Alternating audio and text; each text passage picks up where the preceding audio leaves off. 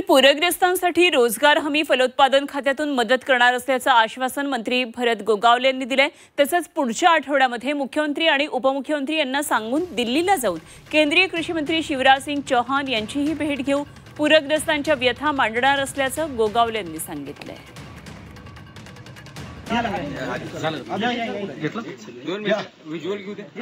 सर्व शेतकऱ्यांनी करायचं काय म्हणून ते हवाल दिलाय। पाणी पूर्ण ह्याच्यामध्ये साचलं होतं, आता त्याने तर जो काय हे आहे तो निकष बदलून आणखीन काय वाढ करून देता येईल जसं आपण बोललात त्याप्रमाणे तो आमचा प्रयत्न राहील।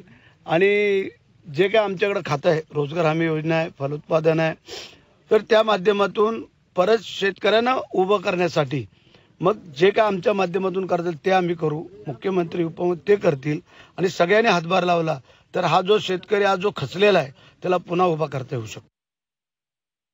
परिस्थिती आणि वस्तुस्थिती आहे ती आज आम्ही स्वतः पाहिलेली आणि ते आम्ही शिवराज सिंग चौहान साहेब आहेत त्यांच्याकडे आम्ही ते मांडणार आहे। कदाचित पुढच्या आठवड्यामध्ये दिल्लीला जाण्याचं माझं प्रयोजन आहे।